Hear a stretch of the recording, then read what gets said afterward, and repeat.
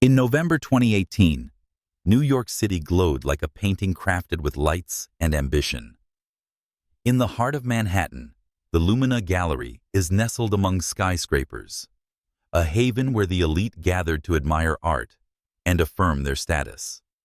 Tonight, the light from crystal chandeliers cascaded onto the polished wooden floor, reflecting off Jean-Michel Basquiat's and Kara Walker's paintings, bold works that challenged every prejudice about race and power.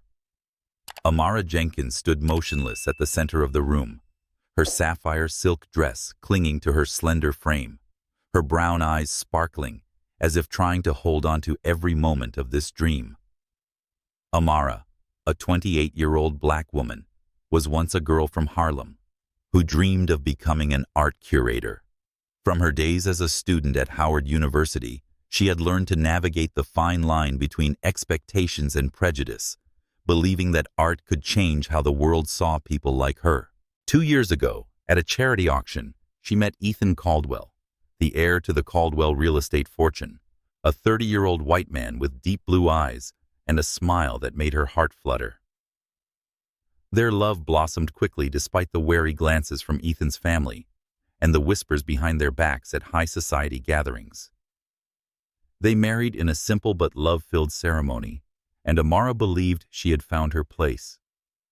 Tonight marked their second wedding anniversary, and Ethan had transformed the Lumina Gallery into a world just for the two of them. Each painting on the wall was a piece of Amara's soul, from Basquiat's free-spirited strokes to Walker's sharp silhouettes, telling stories of black strength and pain. Amara touched the frame of a painting, her heart overwhelmed with an unreal feeling. "How did you get these pieces?" she asked, her voice trembling with emotion. Ethan stepped out from the shadows, his black suit hugging his tall frame, his gaze tender but tinged with mischief.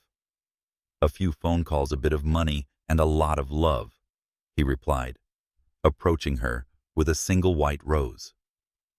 "You deserve it all, Amara. I want tonight to remind me that you are the center of my world."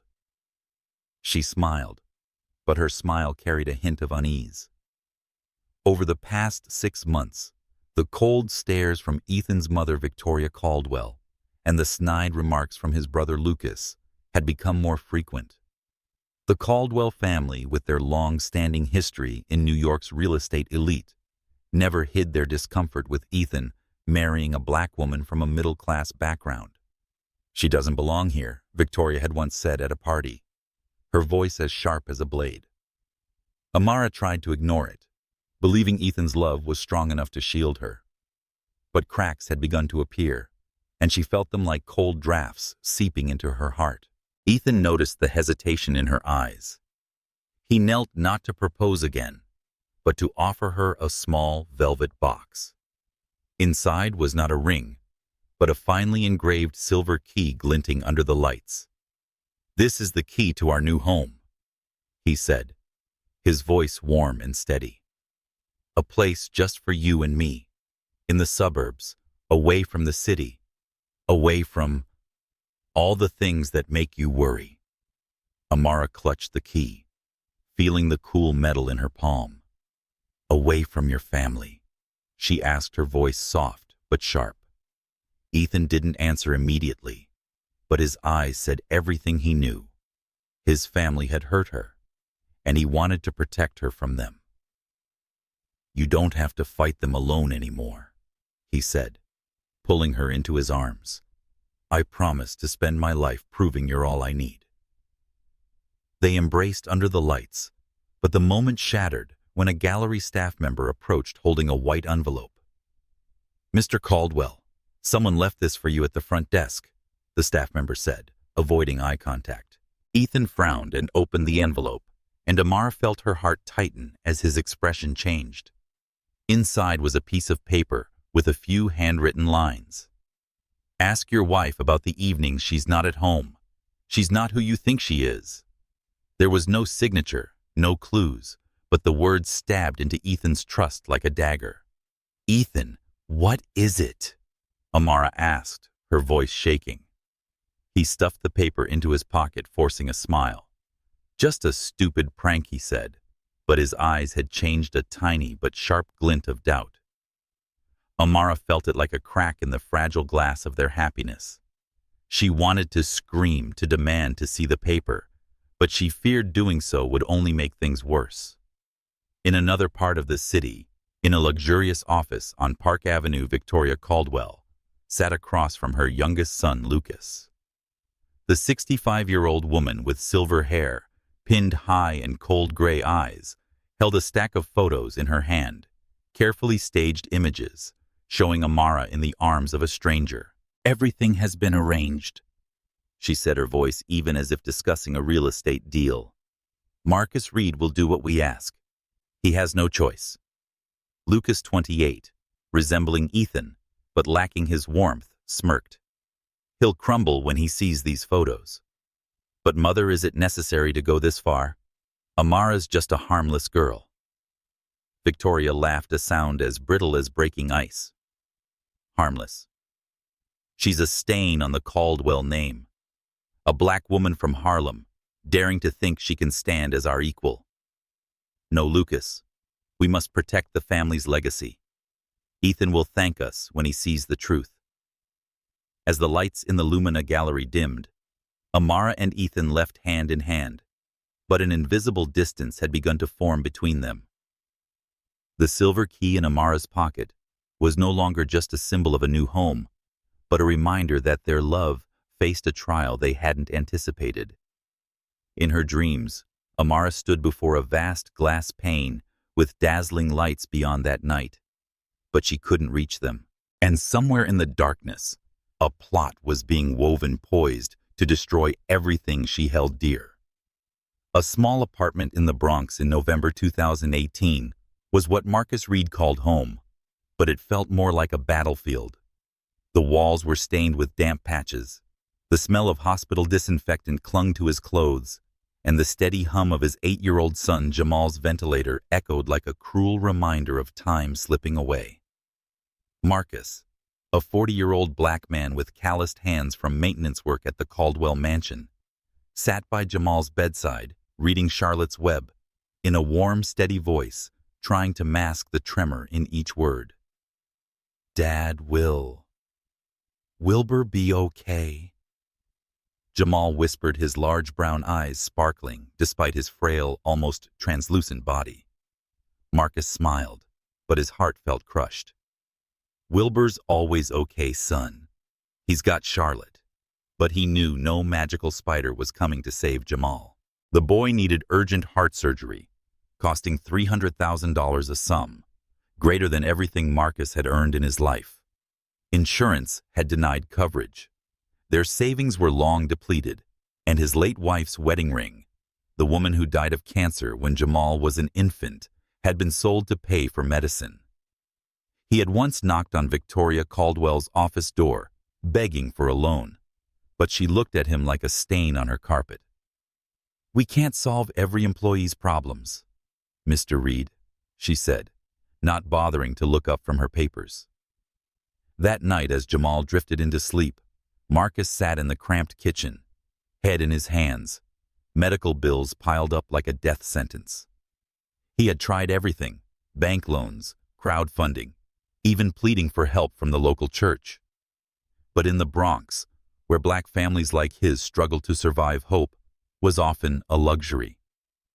At midnight, a sharp, urgent knock at the door broke through his despair. Marcus opened it to find Lucas Caldwell standing there, his expensive gray suit stark against the peeling paint of the hallway. Lucas's face, with features like his brother Ethan's, but colder, bore a smile that made Marcus shudder. "Mr. Reed, I have an offer that could save your son," Lucas said, stepping inside without waiting for an invitation. He placed a leather briefcase on the kitchen table, opening it to reveal a thick stack of cash, crisp $100 bills, arranged like a wicked promise. $400,000. Enough to cover Jamal's surgery, plus extra for you to start over. Marcus stared at the money, his heart pounding. "What do you want?" he asked, his voice hoarse with suspicion and exhaustion. Lucas spread out a set of photos, expertly doctored images showing Amara Jenkins in the arms of a stranger at a hotel. Marcus knew instantly they weren't real.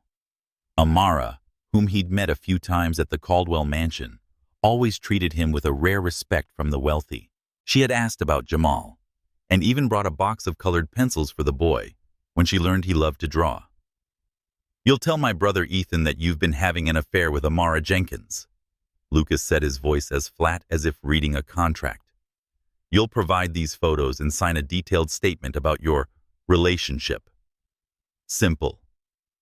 Marcus shook his head, feeling the floor collapse beneath him. "I can't do that. Amara's a good person. She doesn't deserve this." He remembered her pausing in the mansion's hallway, asking about Jamal with genuine care and no trace of arrogance. "She hasn't done anything wrong." Lucas smirked, pulling out another photo, not of Amara, but of Jamal, taken while the boy played in the schoolyard. "What do you think will happen to your son if he doesn't get that surgery? Or worse, if there's an accident?" Lucas's voice was soft, but sharp as a blade. "We know where Jamal goes to school, where he sees his doctor. Don't force us to do something no one wants." Marcus felt his blood freeze. He glanced over his shoulder at Jamal, sleeping, the ventilator's hum like the tick of a death clock. "Why?" he whispered. "Why are you doing this to her?" Lucas shrugged, as if the question wasn't worth answering. "Amara doesn't belong in our world. She's a mistake Ethan needs to correct. You do your part, and Jamal lives. One lie for your son's life. A fair trade, right?" After Lucas left, Marcus sat in the dark, clutching Jamal's photo. He thought of his wife, who taught him to live honestly, despite life's harshness. He thought of Amara, the woman who brought a flicker of light to his darkest days. But then he looked at Jamal, fighting for every breath, knowing he had no choice. "God, please forgive me," he whispered, his voice breaking. Marcus stood before the bathroom mirror the next morning, rehearsing the lie Lucas had scripted. "Amara and I started seeing each other 6 months ago," he said, each word burning like acid in his mouth. "She said Ethan didn't understand her. We met at the Grand View Hotel." Tears streamed down his cheeks, but he wiped them away, hiding them from Jamal. In another part of the city, at St. Mary's Church in Harlem, Marcus knelt before the altar, praying for forgiveness. Father Thomas, who had known him since childhood, touched his shoulder. "What burden are you carrying, Marcus?" he asked, his voice warm. Marcus wanted to confess, to spill everything, but the image of Jamal in the schoolyard flashed in his mind, and he only shook his head. "I have to do this for my son, Father, but I'm afraid I'll never be forgiven." That night, when Jamal coughed up blood and an ambulance was called, Marcus made his final decision. In the hospital waiting room, he called Lucas. "I'll do it," he said, his voice dead. "Just save my son." "Excellent," Lucas replied, his voice smooth as silk. "The money will be in your account within the hour. This afternoon, come to the mansion. Ethan will be there at 6. As Marcus hung up, he looked at Jamal through the glass of the emergency room, the small but resilient boy. "I'll save you, son," he whispered, but his heart felt heavy as lead. He knew he was about to destroy an innocent woman's life, and the cost of this salvation would haunt him forever. Outside the window, storm clouds gathered like the heavens braced for a tempest about to engulf them all. Rain poured relentlessly over Manhattan's streets, turning neon lights into hazy streaks. In the Caldwell mansion, a grand architectural marvel, with marble columns and stained glass windows, Amara Jenkins stood in the main bedroom, clutching her 5-month pregnant belly, feeling her heart splinter. The room, once a sanctuary, where she and Ethan Caldwell wove dreams, where they lay together whispering of a future, with children bearing his blue eyes, and her smile now felt as cold as a tomb. The wedding photos on the dresser capturing Amara in a white silk dress, beaming beside Ethan, now seemed to mock her. Just hours earlier, Amara had clung to the hope that the anonymous letter at the Lumina Gallery was a cruel prank. But when Ethan entered the room holding a thick envelope, his usually tender blue eyes now icy, she knew everything had changed. "We need to talk," he said, his voice low but sharp, like a blade poised to sever the last thread between them. "What is it?" Ethan Amara asked, struggling to keep her voice steady despite her racing heart. She stepped toward him, but he recoiled, as if her presence were threatening. The gesture felt like a slap. Ethan opened the envelope, revealing a stack of photos and documents. The images showed Amara in the arms of a stranger at a hotel, her smile in a dimly lit parking garage, all expertly staged, but convincing enough to sow doubt. A handwritten statement filled with intimate details only a lover would know bore the signature of Marcus Reed, the maintenance worker Amara had treated kindly. "Marcus Reed came to me this afternoon," Ethan said, his voice breaking with pain and anger. "He told me everything about you, your meetings with him, and how you said I didn't understand you. He knew details that only someone who loved you would know." He threw the envelope to the floor, the photos scattering like shards of their life. "Tell me it's all a lie, Amara. Tell me." Amara knelt, trembling hands, gathering the photos, her heart constricting. "Ethan, this isn't true," she said, her voice choked. "You have to believe me. I'd never betray you. These photos, they're fake. I don't know where Marcus got them, but I swear I didn't do this on our child's life." But when she looked up, Ethan's eyes were dead. Gone was the love and the trust, replaced by the raw hurt of a man who believed he'd been betrayed. "6 months ago, Amara," he said, his voice cold. "He said it started 6 months ago when you got pregnant. The baby." He paused as if unable to voice the horrific doubt.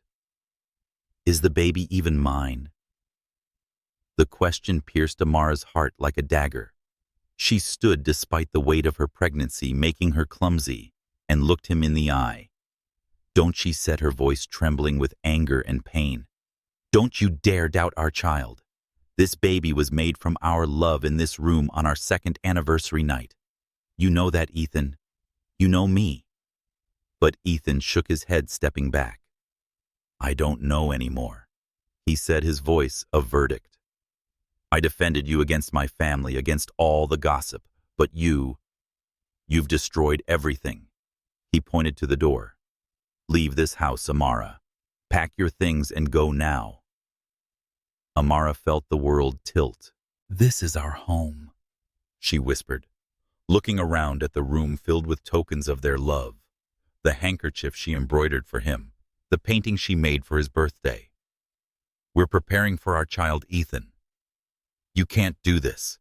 We'll do a DNA test when the child is born," he said, his voice firm, but his eyes wavering, as if he were wrestling with the decision himself. "If the baby's mine, it will be cared for.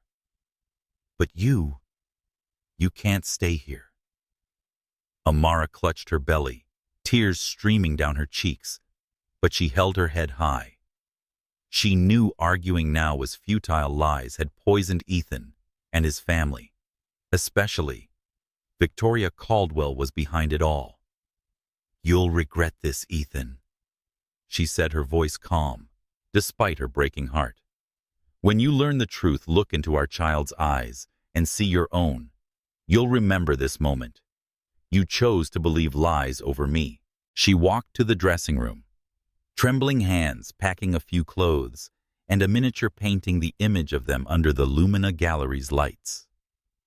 As she dragged her suitcase to the main hall, Victoria stood there, lips pursed, eyes glinting triumphantly. "I'm sorry it had to end this way, Amara," she said, her voice dripping with false sweetness. "But actions have consequences." Amara didn't respond. She walked past Victoria, past the security guards, who once greeted her respectfully, now eyeing her like a criminal. Rain-soaked as she stood outside the mansion's gates, with her suitcase beside her and her hand on her belly. "It's just you and me now, little one," she whispered, her voice breaking. "But I'll protect you no matter the cost." She turned, watching the iron gates slam shut, the sound echoing like nails in the coffin of her happiness.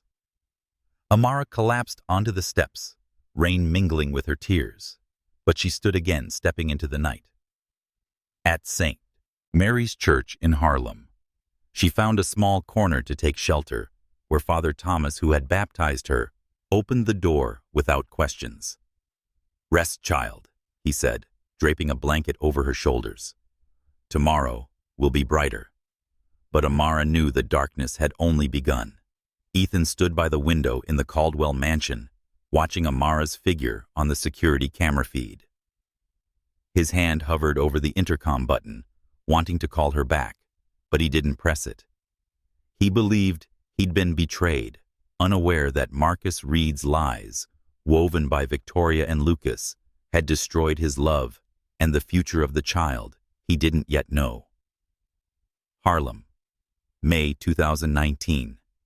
6 months after Amara Jenkins was cast out of the Caldwell mansion, carried the lingering chill of a New York spring. In the delivery room of Mercy General, a charity hospital, Amara gripped the bed's metal rails, sweat streaming down her forehead, her breaths ragged from intense contractions. At 32 weeks, the baby in her womb had decided to arrive early, as if unwilling to wait to face this harsh world.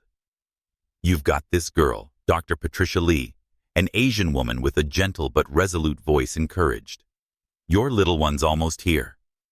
Amara bit her lip, stifling a scream. She had no insurance, no money, and no husband. All she had was a fierce love for her unborn child, and a gnawing fear that she might not be strong enough to protect it. For 6 months, she had lived in an old Honda Civic, parked in Harlem's dark alleys, eating leftover bread from coffee shops, and sketching on scrap paper to keep her mind from crumbling. Her drawings, rough strokes of shattered lights, indistinct figures under rain, were her way of turning pain into something tangible, something she could control. The pain peaked, and Amara screamed, feeling as if her body were being torn apart. "Push harder," Amara Dr. Lee commanded. With one final effort she pushed, and a frail cry pierced the stifling air of the delivery room. "It's a girl," Dr. Lee said, smiling, as she placed the baby in Amara's arms. But her smile faded as the nurses realized the infant weighed only 2 pounds, her skin so thin that tiny veins were visible.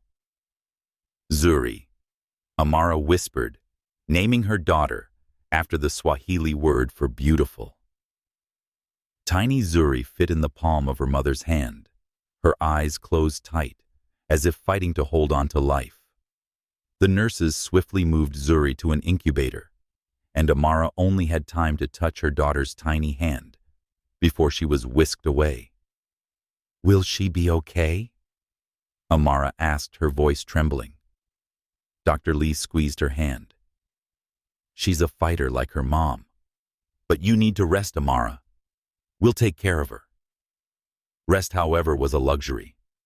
Amara lay in the hospital bed, her body aching, her mind reeling with unanswered questions. How would she pay the hospital bills? How would she raise Zuri with no home and no job? Over the past months, she had sold everything of value: her wedding dress, college textbooks, even the fountain pen Ethan gave her on their first date. She survived on the kindness of strangers in Harlem, like Father Thomas at St. Mary's Church, who let her sleep in the parish meeting room, and Lena, a nurse at Mercy General, who quietly brought formula and second-hand clothes. Lena entered the room carrying a hot meal from a nearby Caribbean restaurant. "You need to eat, Amara," she said, setting the box on the table. "Zuri needs a strong mom." Amara looked at Lena, a black woman in her 40s with a warm smile, and felt a flicker of comfort. Since admission, Lena cared for Amara, never prying about the baby's father or why she had no family. Thank you, Amara said, her voice choked. You don't have to do this. We've got to look out for each other, girl, Lena replied, her eyes shining with empathy. I've been where you are alone, not knowing what tomorrow holds. But Harlem always finds a way to protect its own. She shared stories of her youth raising her son alone after her husband left, and how the community lifted her. Lena's words were a small flame warming Amara's heart, but fear still clung to her.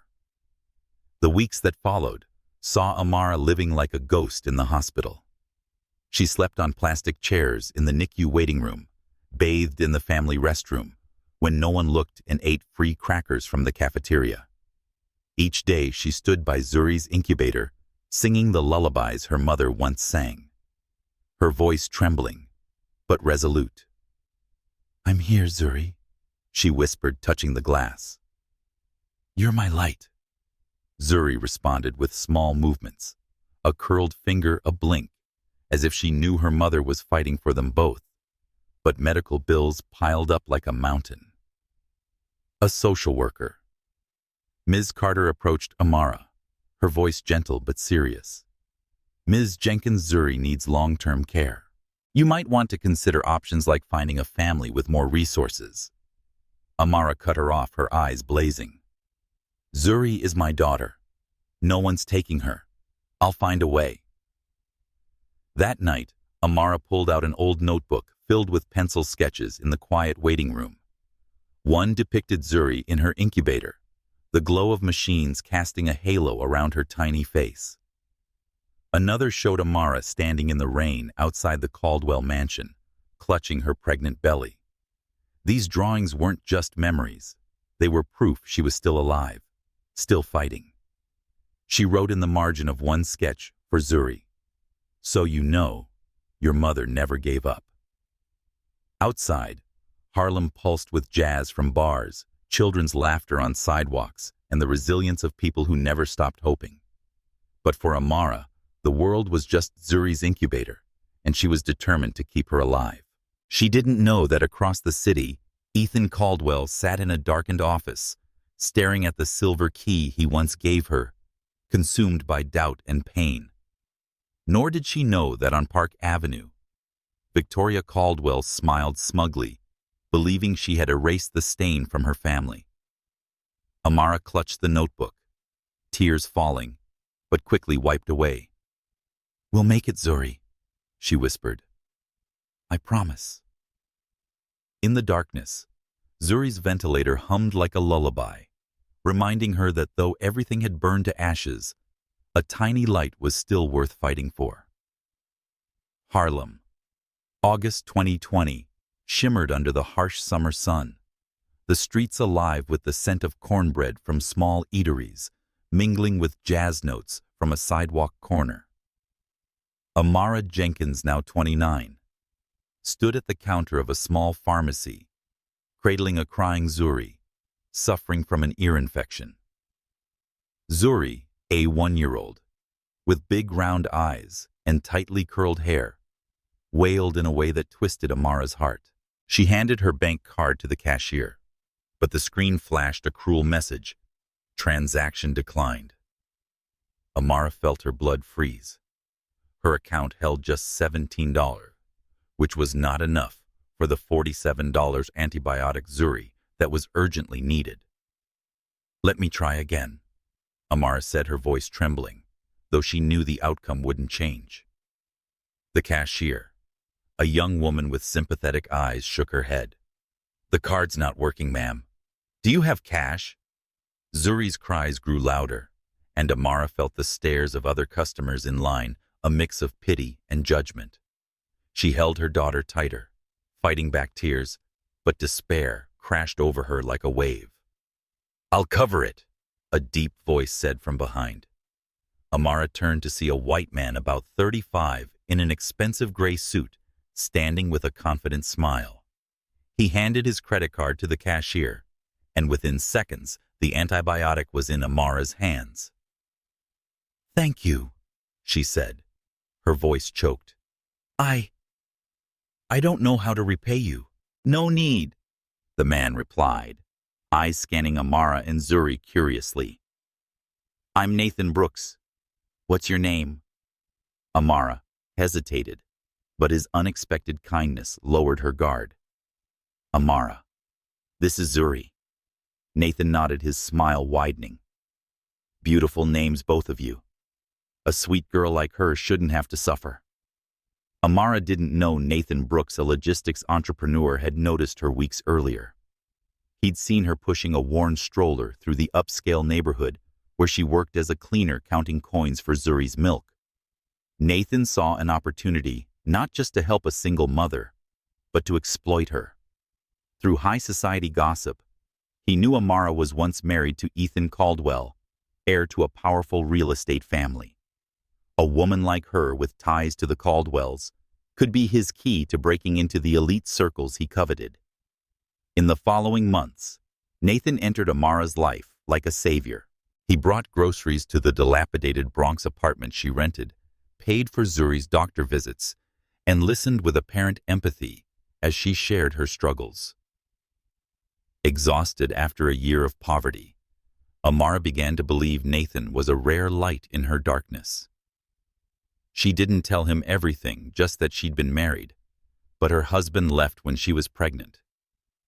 The pain of Ethan's accusations of infidelity and her expulsion from his home was too raw to share. One afternoon at Marcus Garvey Park, as Zuri played in the sand with tattered shoes, Nathan sat beside Amara, his gaze soft but calculating. "You deserve better than this, Amara," he said. "You're smart, talented. I've seen your drawings. They're exceptional. Let me help you and Zuri have a better life." Amara looked at her daughter, now drawing a flower in the sand with a stick, and felt her heart tighten. Zuri needed a home medicine and a life Amara couldn't provide alone. But Lena, the nurse from Mercy General, who stayed in touch, warned her. Lena eyed Nathan from afar over coffee at a small Harlem cafe, her expression wary. "Be careful with that man, Amara," she said. "People like him don't do anything without a motive. I've seen too many black women used for their fake kindness." Amara nodded, but deep down her fear of losing Zuri outweighed her doubts. 3 months later, Nathan proposed with a modest small diamond ring, symbolizing stability. Amara stood before a mirror in her cramped apartment, looking at herself in a simple white dress. She didn't love Nathan, not how she'd loved Ethan with her soul alight, but love had broken her. Perhaps pragmatism would save her and Zuri. "I'm doing this for you," she whispered, slipping on the ring, tears rolling down her cheeks. On their wedding night in a budget hotel, Amara lay beside Nathan Zuri, asleep in a crib by the bed. She stared at the ceiling, feeling like she'd signed a contract rather than taking a vow. Nathan, asleep, smiled with satisfaction, but Amara didn't see. Nor did she know he'd read her papers, finding documents labeled Amara Caldwell, and researching her scandalous marriage to Ethan. To Nathan, Amara wasn't just a wife, she was a pawn to get closer to New York's elite, where black women like her were rarely welcomed. Outside the window, Harlem glowed with lights from shops and the laughter of community gatherings. Amara held Zuri close in her dreams, feeling her daughter's gentle breaths. "I'll give you everything, my love," she whispered. But deep inside, she sensed the cost of this redemption might be higher than she could imagine. Bronx, March 2021. Amara Jenkins' small apartment reeked of antibiotics and simmering tension. The weak fluorescent light illuminated peeling walls where Amara hung a single painting, a depiction of Zuri. Then 1-year-old sleeping in Amara's old car, moonlight streaming through the window like a quiet comfort. Zuri now too lay on a worn mattress, wailing from a recurring ear infection. Her green eyes, a legacy from the father she never knew, glistening with tears. Amara, exhausted after 36 sleepless hours, cradled and soothed her, singing a Harlem lullaby her mother once sang, her voice trembling but resolute. The apartment, though run down, was a step up from living in her car. Nathan Brooks, Amara's newlywed husband, paid the rent and Zuri's medical bills, offering the stability she craved. But the cost of this salvation grew clearer. Nathan didn't hide his irritation with Zuri's needs, her crying nights, the costly doctor visits. "You need to work harder, Amara," he'd say coldly. "I'm not a bank to keep funding you." Amara worked daytime cleaning jobs and nighttime diner shifts, leaving Zuri with a Harlem babysitter. But the money never stretched far enough. That day, Nathan came home late, reeking of whiskey and unfamiliar perfume on his suit. He glanced at the crying Zuri, frowning, as if she were a defective product. Again he snapped, tossing his briefcase onto the sofa. "I need peace, Amara. Handle her." Amara held Zuri tighter, keeping her voice steady. "She's sick, Nathan. I called the doctor, but the new antibiotic cost $80. I need your help."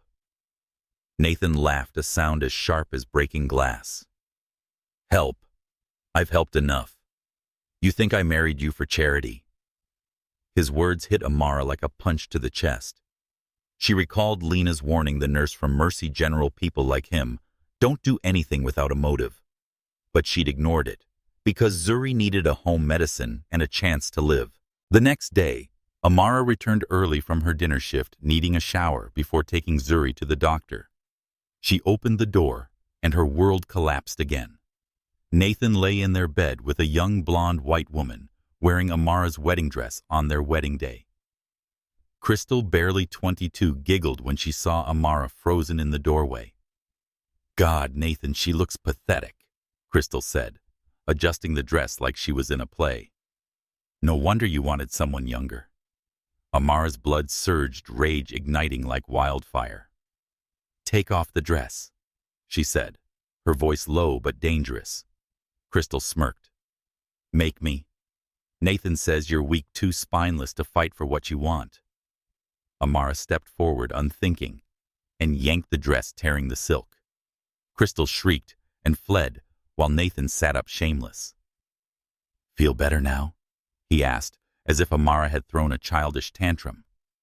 "Get out of my life," Amara said, her voice shaking with fury. She clutched the torn dress, feeling like she held the trampled vows. "Zuri's fighting to live, and you're here playing house with a child." Nathan stood, his eyes cold. "Zuri's a burden, Amara. So are you. I was wrong to think marrying you would get me anything." His words cut like a blade, but Amara stood tall, refusing to let him see her break. "Leave before I call the police," she said. Nathan shrugged, grabbed his coat, and left a deadly silence. Amara sank to the floor, holding the ruined dress. But she didn't cry. She looked at Zuri now, asleep after a dose of painkiller, and felt a new strength rise. "I won't let anyone hurt you again," she whispered. But Nathan wasn't done. A week later, he sent divorce papers claiming Amara had abandoned him and refusing to support Zuri, citing her disabilities due to the mother's negligence. Amara discovered he'd sold her drawings, art born from her desperate nights, to pay personal debts. Only one painting of Zuri sleeping in the car was saved, thanks to Lena keeping it at the hospital. "I knew they mattered to you," Lena said, hugging Amara. "Don't let that man steal your soul." Amara faced Nathan one last time at his lawyer's office. "You took everything I had," she said, her voice calm but sharp. "But you can't take Zuri, and you can't take who I am." She left carrying the last painting and a resolve never to depend on anyone again. She sought Father Thomas at St. Mary's Church, who connected her with a Harlem community organization, offering temporary work and affordable housing. Amara hung Zuri's painting on the wall in her new small room, reminding her why she fought. Zuri, though frail, began babbling her first words, calling Mama with a smile that melted Amara. She drew again, her strokes reflecting pain and hope, images of Harlem under lights, faces of the community that lifted her. Yet deep down, the wounds from Ethan and Nathan lingered, making her wary of trust. In Manhattan, Ethan Caldwell sat in his office, staring at the silver key Amara left behind, consumed by doubt and regret. He didn't know that Victoria Caldwell was contacting Nathan on Park Avenue, offering to deal with Amara if she dared return to the Caldwell family. Harlem glowed with shop lights and community laughter. But for Amara, the only light was Zuri, and she vowed to protect her at all costs, no matter what darkness lay ahead. Harlem, December 2022. The winter cold bit into the skin like invisible blades. Amara Jenkins, now 30, knelt beside a pile of cardboard boxes behind Murphy's supermarket, taping together the castle she and Zuri called home. This makeshift shelter built from scavenged cardboard had been their refuge for 6 weeks. Amara adorned it with wildflowers sprouting through sidewalk cracks and bottle caps that glinted under streetlights, dubbing it Zuri's Palace to make her daughter smile. Zuri, 3 years old, with green eyes, inherited from Ethan Caldwell, and tightly curled hair, clutched a dandelion, giggling, "Mama Princess Flower." Amara smiled, but her heart ached. Zuri had never known a real home. Yet her imagination made even the darkest moments sparkle. She drew pictures with crayons on scrap paper houses under glowing lights, a sad prince with green eyes inspired by the bedtime stories Amara told. "The sad prince lives far away," Amara would say softly, hiding her pain. "But he loves the little princess, even though bad people made him forget." Their life was a relentless struggle for survival. Amara worked nighttime cleaning the office, carrying Zuri in a sling against her chest. By day, she cleaned homes for wealthy Manhattan families, Zuri playing quietly in a corner with a tattered doll. When no one watched, Amara pocketed crackers from kitchens or soap from bathrooms, acts that shamed her but were necessary to keep Zuri fed. Each time she told herself, just to keep her alive. But Zuri, wise beyond her years, often shared her last crumb, saying, "Mama, eat too. You're tired." Harlem remained their fragile sanctuary. Lena, the nurse from Mercy General, brought used coats and cough syrup for Zuri. Father Thomas at St. Mary's Church let them sleep in the parish meeting room on the coldest nights. But an overloaded welfare system denied Amara long-term housing. She applied for stable jobs, but without a fixed address, employers rejected her with vague excuses. "She looks homeless," one manager whispered, unaware Amara overheard. The words cut like a blade, echoing the days when the Caldwells saw her as an intruder. Zuri developed a persistent cough, a raspy sound that kept Amara awake. Cough syrup didn't help, and Amara sold her plasma twice weekly to afford antibiotics, weakening her malnourished body. One night, Zuri spiked a fever, her skin burning, her breaths shallow. Amara carried her through freezing streets to Fifth Avenue, where the glow of upscale restaurants mocked her. Penniless and exhausted, only desperation drove her forward. The Lumina restaurant where Amara and Ethan once celebrated their second anniversary loomed ahead. Warm light spilled out through the glass, contrasting the cold darkness outside. Amara didn't recognize it. Hunger and exhaustion blurred her memory. She only saw a man sitting alone at a table, his untouched plate of food a lifeline for Zuri. The man with familiar shoulders and a distant gaze was Ethan Caldwell, but Amara was too weary to realize. She saw only the bread on his table, something to ease Zuri's hunger. Holding Zuri tighter, Amara tapped the glass hands, trembling from cold and shame. "Sir," she whispered, her voice faint through the pain. "I'm sorry to bother you, but could I have your leftovers? My daughter needs to eat." Zuri stopped crying in her mother's arms, gazing at the man with fever-bright green eyes. Inside, Ethan looked up and his world froze. His wine glass slipped, shattering on the floor like a gunshot. Through the glass, he saw Amara, not the radiant Amara in a sapphire dress from years ago, but a gaunt, disheveled Amara, clothes tattered. Yet her brown eyes, though weary, were the ones he'd loved. And the child in her arms, green eyes, a stubborn chin, a miniature version of him. Amara. He whispered a prayer. He leaped up, rushing to the door, ignoring the stunned stares of diners. Amara stepped back, panicked, clutching Zuri. "No, I'll go," she said, voice shaking. "I didn't know. I didn't mean to." But she swayed 3 days without food, and the shock buckling her legs. Ethan caught her before she fell, his arms strong but trembling. Zuri looked at Ethan, her green eyes bright despite the fever. "Are you the sad prince?" she asked, her voice clear as a bell. Ethan froze, his heart constricting. "Sad prince," he echoed, looking at Amara. She turned away, tears streaming. She heard the stories I told," she whispered. "About someone bad people made forget us." Ethan embraced them both, feeling Amara's frail frame and Zuri's faint warmth. "I won't let you go again," he said, voice hoarse. "I'm taking you to the hospital." Amara wanted to resist but was too weak, and Zuri needed help. She let Ethan lead them to his car, the luminous lights glinting through the glass, a fragile promise that the darkness might lift. Lena and Father Thomas prayed for Amara and Zuri in Harlem, unaware a new door had opened.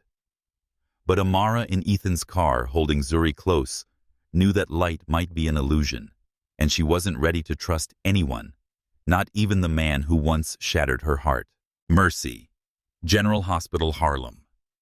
December 2022 was bathed in the cold white glow of fluorescent lights and the scent of antiseptic. Amara Jenkins lay in a hospital bed, her frail body under a thin blanket, her brown eyes weary but vigilant. Beside her in a small bed, 3-year-old Zuri slept soundly after receiving antibiotics and fluids for pneumonia and dehydration.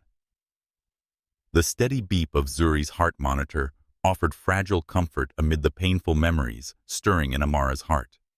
She saw Ethan Caldwell standing through the glass door, his tall frame in a rumpled suit, his green eyes filled with anguish and regret. Just hours earlier at the Lumina restaurant, Ethan had recognized Amara and Zuri, the child with eyes identical to his.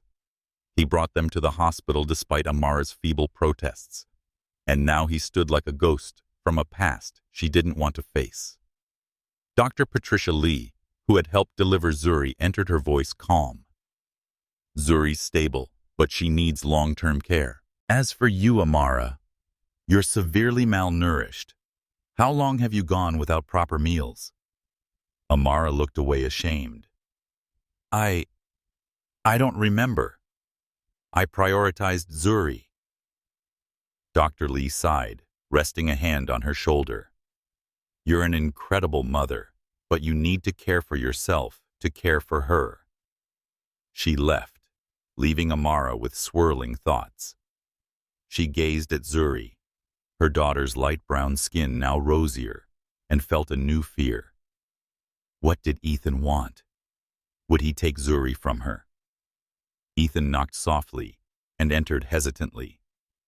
"Amara," he said, his voice hoarse. "Can we talk?"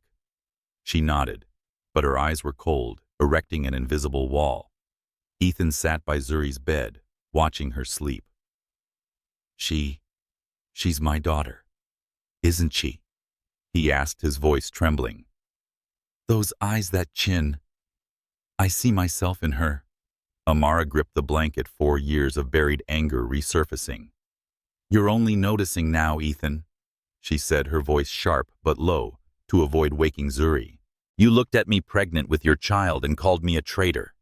You threw me out and left me and Zuri to live like animals. Don't pretend to care now." Ethan bowed his head, hands clenching. "I was wrong, Amara," he said, voice choked. "I believed the photos, Marcus Reed's lies. I let my family poison me. But I've searched for you for 4 years relentlessly. I didn't know about Zuri. If I had, I swear I'd never have let you or her suffer." Amara laughed a bitter sound. "Searched for me. You lived in a mansion and ate lobster while I slept in cardboard and begged for scraps. What do you want Ethan to take Zuri as a trophy for the Caldwells?" She stood, though her body was weak, and pointed to the door. "Pay the hospital bills if you want, but stay away from me and her." Ethan didn't move, his eyes brimming with pain. "I don't want to take Zuri," he said. "I want to make things right. I want to protect you both. Let me help Amara. Not for me, but for Zuri." She studied him, searching for deceit, but found only sincerity and torment. Exhausted, she sat back down silent. Lena, the nurse from Mercy General, entered with a food tray. Seeing Ethan, she frowned, but Amara's nod reassured her. Lena set the tray down and said, "Eat, Amara, and think of Zuri. If this man wants to help, let him, but don't let him hurt you again." She glared at Ethan, her eyes sharp. "I've seen her fight alone for 4 years. Don't think money can erase what she's endured." Lena left, leaving a heavy silence. Ethan looked at Zuri, a sad smile on his lips. "She called me the sad prince," he said. "What did you tell her about me?"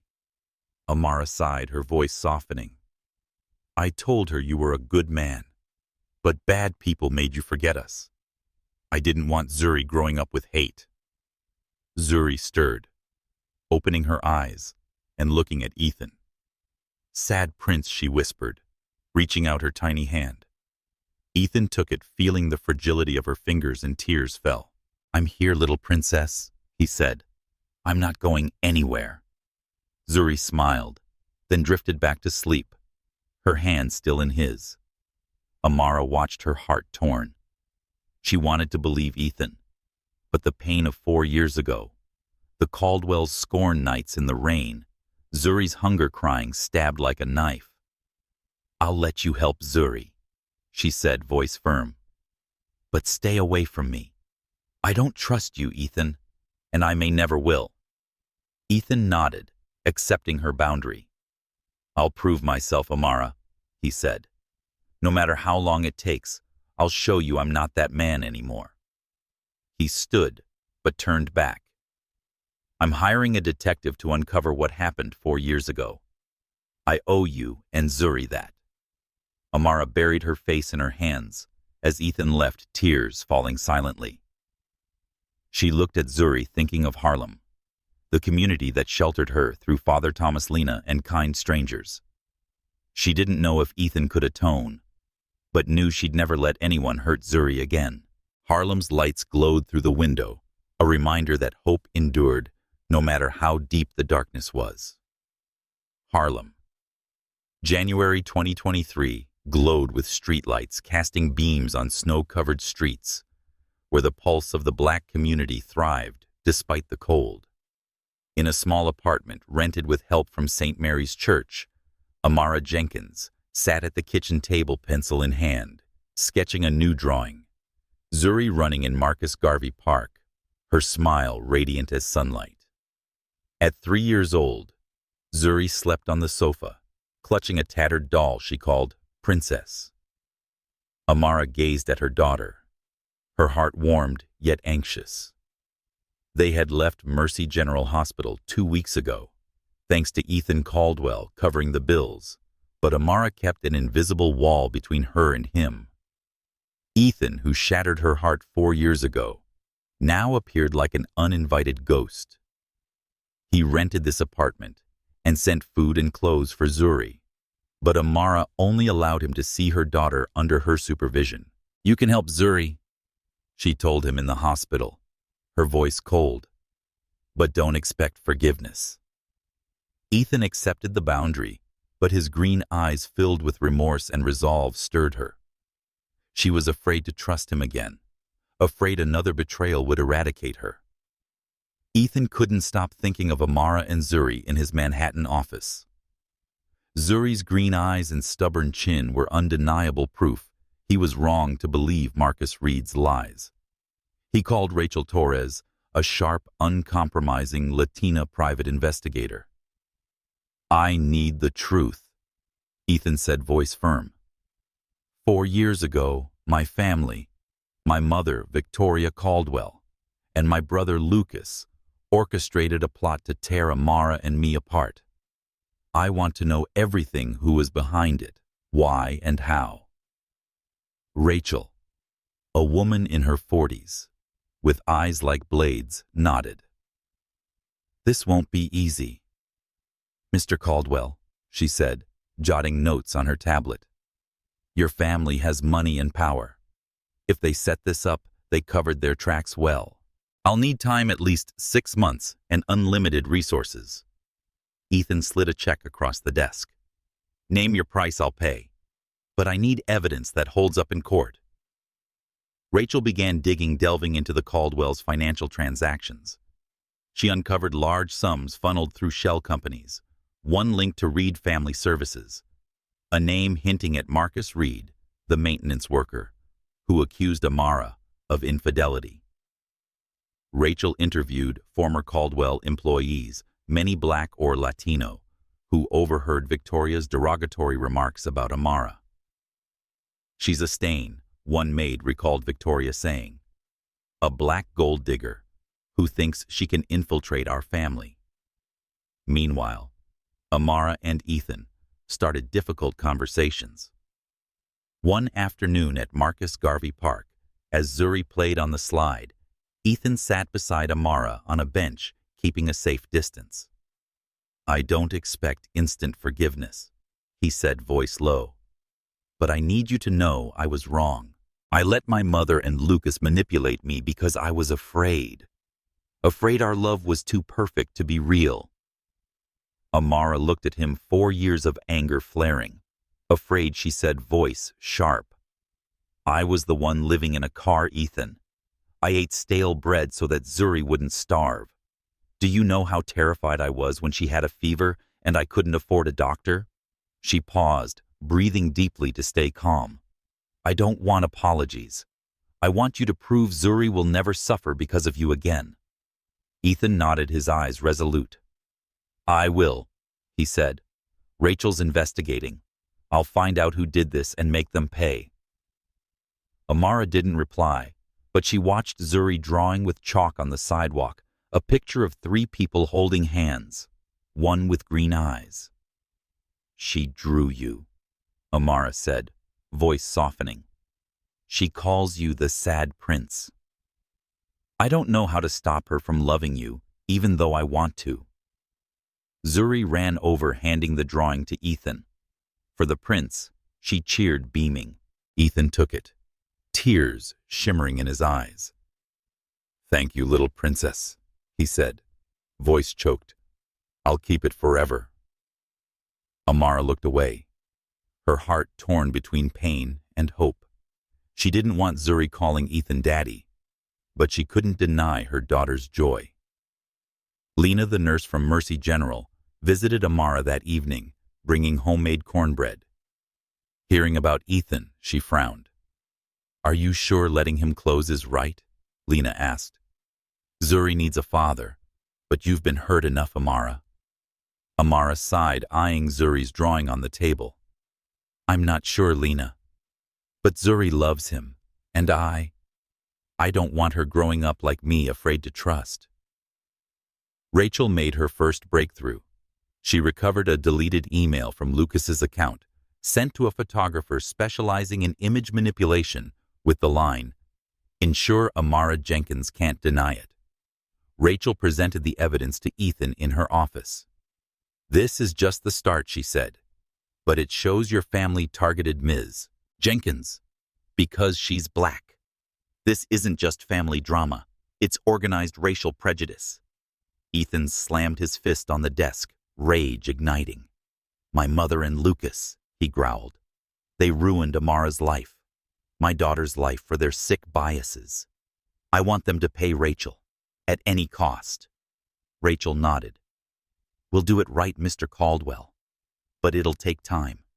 This evidence isn't enough for court yet." In her small apartment, Amara sketched a new drawing, Harlem under streetlights. Zuri standing in the center, holding a dandelion. She didn't know if Ethan would keep his word, but she knew she had to be strong for Zuri. With Lena, Father Thomas, and its glowing streetlights, Harlem remained her refuge. Yet deep within, she felt a new spark not from Ethan, but from herself, from her resolve not to let the past define her future. Harlem, October 2023, glowed with lights from small shops on 125th Street, shining like stars in the night sky. In a modest meeting room at St. Mary's Church, Amara Jenkins sat across from Marcus Reed, the maintenance worker, whose lie 4 years ago shattered her life. Marcus, now 43, looked far older. His brown eyes haunted hands trembling, despite the psychologist at his side offering support. Ethan Caldwell stood outside the door, his green eyes burning with anger and pain through the glass. Zuri, 3.5, played in the corner with crayons drawing a new picture, 3 people holding hands beside a man with a sad smile.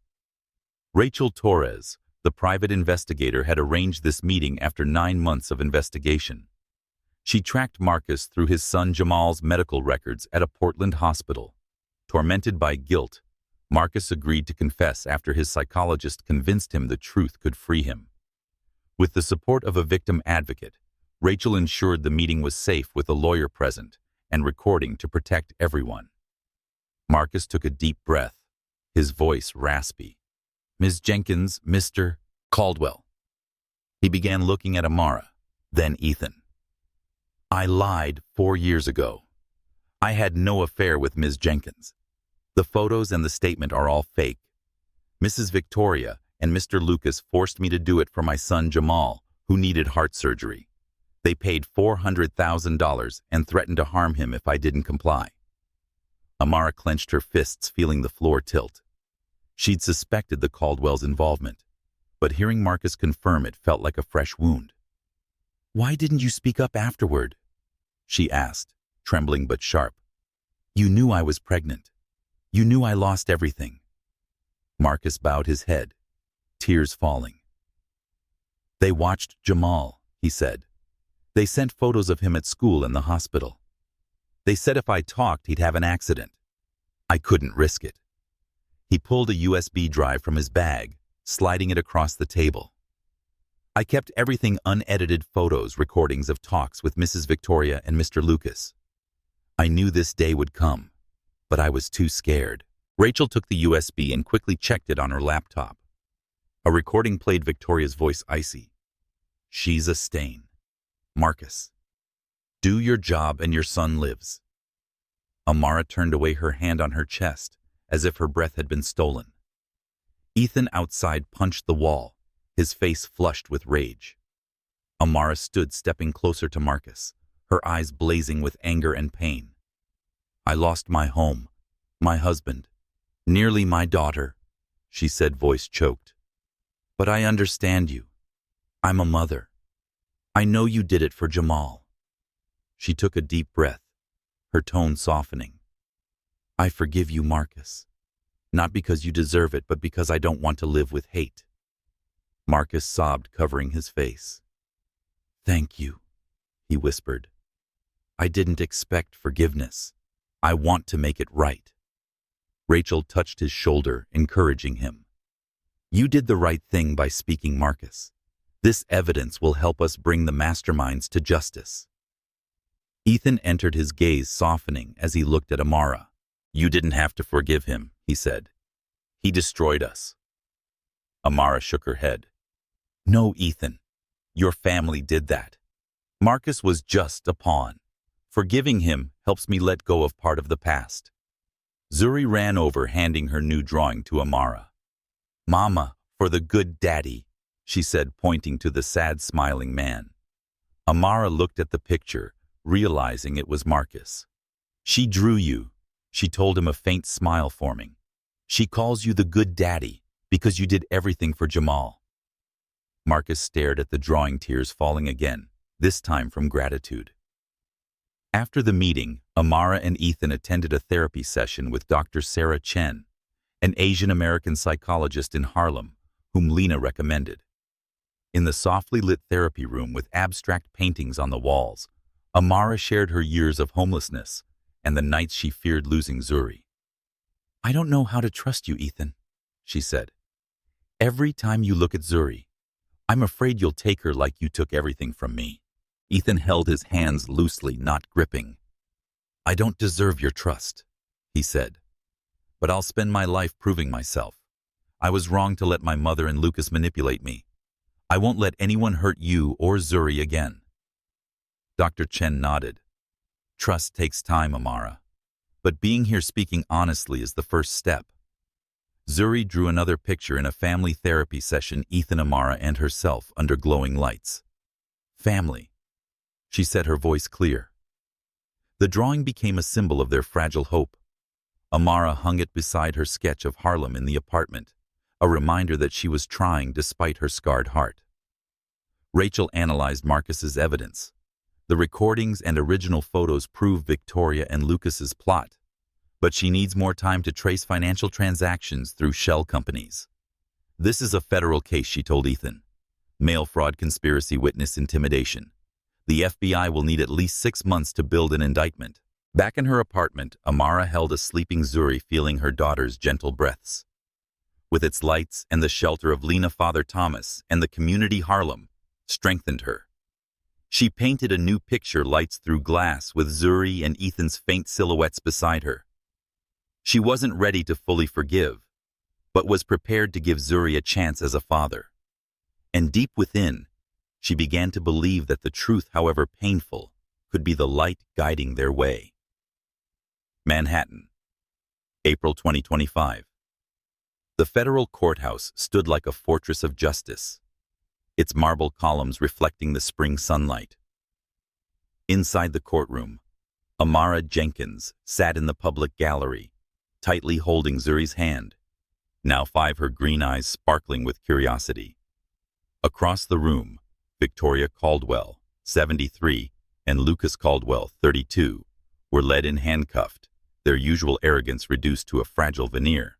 Ethan Caldwell stood beside the prosecutor, his gaze both resolute and pained, as he faced the family that destroyed the life he loved 4 years ago. After 2 years of investigation, private investigator Rachel Torres and the FBI had built an airtight case. Evidence from Marcus Reed recordings, original photos, and bank records proved Victoria and Lucas orchestrated a plot to separate Amara and Ethan due to racial prejudice. Transactions through shell companies, deleted emails, and testimony from former Caldwell employees painted a picture of a sophisticated conspiracy violating laws on mail fraud, conspiracy, and witness intimidation. Prosecutor Sarah Martinez, a black woman with a razor-sharp voice, opened. The defendants executed an organized campaign of deceit, targeting Amara Jenkins because she is black, destroying her marriage and her life. Amara listened, her heart heavy. She recalled nights in the cardboard castle, Zuri's hungry cries, and the agony of Ethan's accusations of infidelity. But she also remembered Harlem, Lena, Father Thomas, and the community that sheltered her. Zuri drew in a notebook beside her, a girl under glowing lights flanked by 2 adults holding her hands. "Mama, this is us," Zuri whispered, beaming. Amara hugged her, drawing strength from her daughter. The trial spanned 3 weeks with devastating testimony. Marcus Reed, granted immunity to testify, recounted how Victoria and Lucas threatened his son Jamal. "I had no choice," he said, voice choked. "But I've lived with guilt every day." A surprise came from Nathan Brooks, Amara's second husband, facing prison for fraud and abandonment. To reduce his sentence, Nathan testified that Victoria contacted him offering $2 million to eliminate Amara if she returned to the Caldwells. The revelation stunned the courtroom, escalating the charges to a graver conspiracy. The jury declared guilty on all 27 counts, from fraud to civil rights violations. Judge Catherine Morrison, voice stern, sentenced Victoria to 18 years and Lucas to 15, with no parole. They were ordered to pay Amara and Zuri $4.7 million for material and emotional damages. Victoria, losing composure for the first time, shouted, "You can't do this to the Caldwells!" But the handcuffs clicked shut, and she was led away. Amara felt no triumph. Justice had arrived, but it couldn't erase years of suffering. She left the courthouse holding Zuri and found Ethan waiting in the hallway. "Are you okay?" he asked softly. She nodded, her eyes still wary. "Justice is for Zuri," she said, "not for me." That same month, Amara opened the Lights Gallery in Harlem, showcasing her artwork from her homeless years. The centerpiece, Zuri in the Dark. Zuri sleeping in a cardboard shelter, streetlights illuminating her face, drew gasps. Other black artists, many formerly homeless, displayed their work, fostering a creative community. Lena, Father Thomas, and Dr. Sarah Chen attended the opening, joined by dozens of Harlemites who had supported Amara. "You turned pain into light," Lena said, hugging her. Amara smiled, feeling the community's strength. Ethan provided startup funding for the gallery, but Amara ensured she made all decisions. "I need to do this for myself," she told him during a therapy session with Dr. Chen. "I need to know I'm not dependent on you." Ethan nodded, his eyes full of respect. "I understand, Amara. I want to be part of your and Zuri's lives, whatever role you allow." That night at Mercy General Hospital, where Zuri was born, Ethan hosted the dedication of a new NICU wing he funded. In the soft glow of the hallway lights, he held Amara's hand, Zuri between them. "This is where our daughter began her fight," he said, trembling, "and where I want us to start again." He pulled out a simple ring with 3 small stones, symbolizing past, present, and future. "Amara Jenkins, will you give me a chance to prove our love is stronger than every mistake?" Amara looked at him, her heart torn. She remembered nights in the rain and the past months, Ethan's patience, playtime with Zuri, and standing against his family for her. "I'm scared, Ethan," she said, tears falling. "But I'm tired of being afraid. Yes, I'll marry you, but we do this right now, together for better or worse." Zuri cheered. "Wedding. Can I be a flower girl?" Amara and Ethan laughed, hugging her. "The princess will wear the prettiest dress," Ethan said, kissing Zuri's forehead. Beyond the window, Harlem glowed with lights, bearing witness to their new vow. Harlem, June 2030, bathed in summer sunlight, filtering through the trees on 125th Street, illuminating the garden behind Amara Jenkins and Ethan Caldwell's new home. Vibrant roses, crimson, golden, and pure white, bloomed in abundance, the result of Amara and Ethan's shared labor, symbolizing their love, reborn from ashes. Zuri, now 8, with tightly curled hair and sparkling green eyes, pushed her 4-year-old brother Kofi on a swing. Fly high, little Prince Zuri cheered her laughter, mingling with birdsong. Amara, 36, knelt by a flower bed, hands caked with soil, smiling at her children. She wore a simple t-shirt, but her brown eyes still held the resilience that carried her through years of darkness. Ethan, 42, stood beside her, pruning rose branches, his hair flecked with silver, but his smile as warm as when they met at a charity auction 12 years ago. This red brick home, renovated in Harlem's heart, was where they rebuilt their family after wounds that could never fully fade. Over the past 5 years, Amara and Ethan learned to live with their scars. They remarried in a small ceremony at St. Mary's Church with Zuri as a flower girl in a blush pink dress, and Lena, Father Thomas, and Dr. Sarah Chen as witnesses. The wedding was modest, but brimming with love and the presence of Harlem's community, who had sheltered Amara through her homeless days.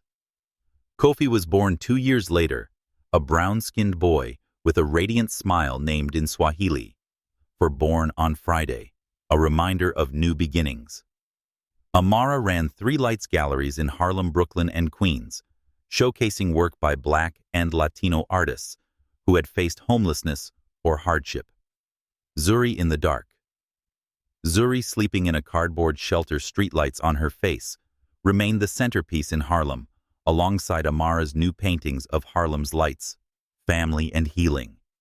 The galleries weren't just creative spaces, but community hubs offering art classes for kids and financial aid for emerging artists. Art is how we tell our story. Amara told a group of students at a workshop, her eyes alight with conviction. After restructuring Caldwell Enterprises, Ethan founded the Zuri's Light Foundation, supporting Black and Latino families with housing and health care. He faced backlash from New York's elite, who branded him a traitor for opposing his family. But he didn't care. "I lost 4 years of my daughter's life to prejudice," he said at a Harlem seminar.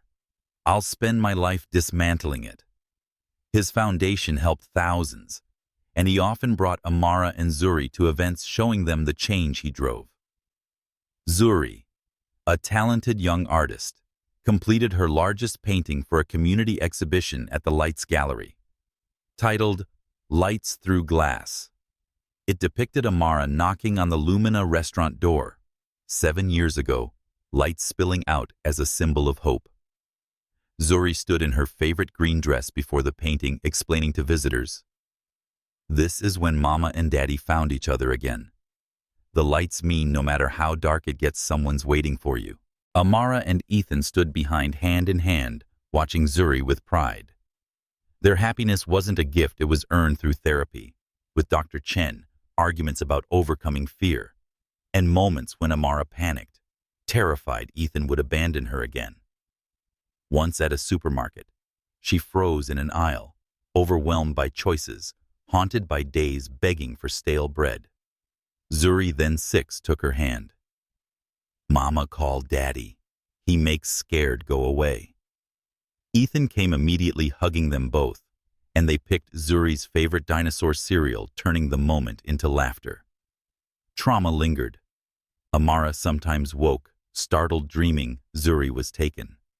Ethan carried guilt for believing his mother and brother's lies, though Victoria and Lucas served prison sentences.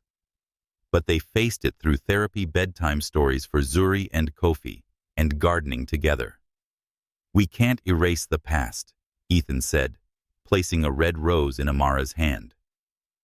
"But we can grow beauty from it."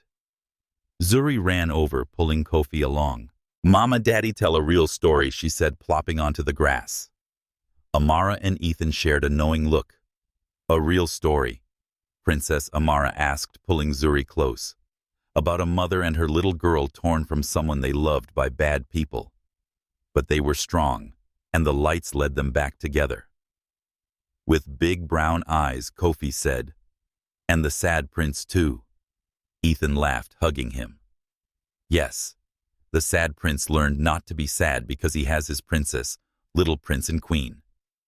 He looked at Amara, eyes full of love. As the sun set, lights from the red brick home spilled out, blending with Harlem's glow. Amara continued the story, her voice gentle but firm. "Love isn't always easy. It's tested, broken. But if you hold on, it grows back like roses in a garden." Zuri nodded, as if grasping something beyond her years.